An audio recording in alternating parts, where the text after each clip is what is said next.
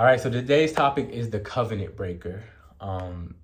Before I get into it, I'm gonna share the scripture, say a couple of more things, then I'll really talk about the topic. So, marriage to me is a series of long-term relationships with the same person. You're committing to fall in and out of love with that person for the rest of your life, and there's gonna be moments where you feel like the love isn't there, and you're gonna have to work to get it back. And anytime I talk about relationships, I always like to preface it by saying, like, listen. I'm not a marriage expert. I'm not a relationship counselor or anything like that.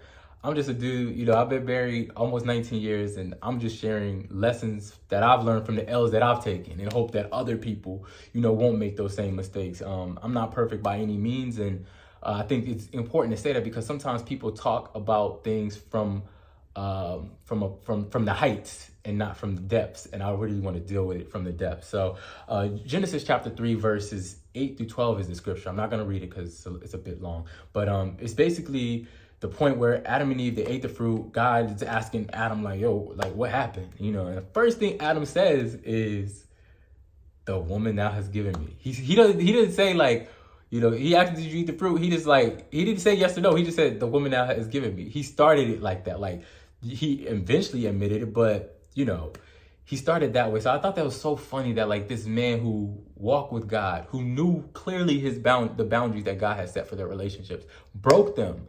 And the first response is not, God, I was wrong. I made a mistake. Please help us.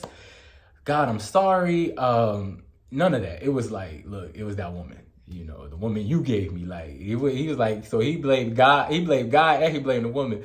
And it makes me laugh because there have been times in my marriage where the first people I blamed were my wife and God. And so it's like, it's the easiest thing to do, but it's the most dangerous thing to do, because when you always have an excuse for your behavior that outside of looking at yourself, it enables you to continue to feel comfortable being that way. So if you had a rough childhood, I've experienced trauma, or, my wife is not seeming like she's present, or she's not giving me the attention that I need, or doing the things that I think she should do.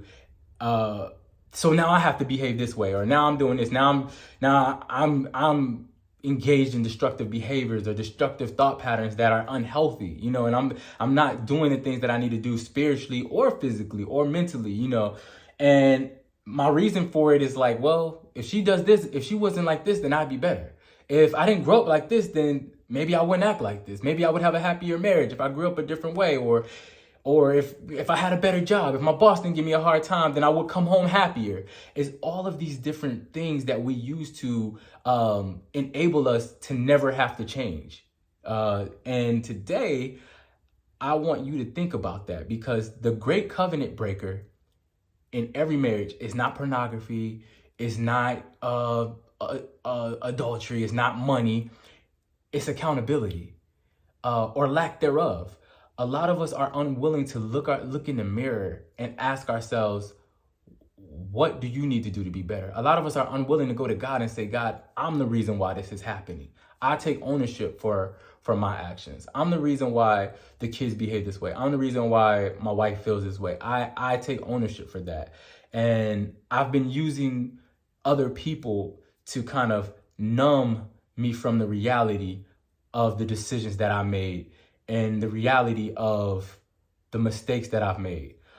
So today I really want you to think about the areas in your life that you haven't given to God, the areas in your life where you haven't fully taken accountability, because I tell everybody that no person is ever an excuse for you not to honor God. So regardless of what my wife does, how I grew up, none of that excuses me or absolves me from honoring God. And if you look at the whole situation with Adam and Eve, he went to Adam first, because it was like, look, me and you have a relationship. I need to know why you broke a boundary that was set and made between me and you. Like, why did you do that? I need to know that. So, if you're not where you want to be spiritually, if you're not where you want to be in life, I encourage you, like I said, to just really self-examine. Take a step back, push all of the excuses out the way, and I think you will see the root of the problem within yourself, and you'll be able to get help that way. Another thing I encourage you to do is to find friends and find people that in your life and have them in your life that will tell you the truth about yourself. Like, that's one thing that I think is really important. Like, I don't think I would still be married if I didn't have friends in my life that would look me in the face and be like, you're wrong, do better. And we all need to hear that sometimes. And especially like as men, like, there's this desire, there's Christian men, all men, they want to be the leader of their homes. But you can't be the leader of your home if you're allowing somebody else to control your actions. So for example, how can I say I'm the leader of my house or I'm the leader of my family if I blame if I let my wife be the excuse for why I'm not being my best self, or if I let my career be the excuse for why I'm not being my best self, or my childhood be the excuse for not being my best self. Those are the leaders then. If my childhood is causing me to behave this way, then my childhood is leading me. If my wife is causing me to behave this way, then my wife is leading me. So you can't truly be a leader without stepping up and taking responsibility for your actions, your words, and your deeds, because at the end of the day, we're all going to be judged that way as individuals. So I'll leave you with that. I know that was a bit long, but I really wanted to share. I'll see if I can parse it down, but if not, just listen to it in pieces.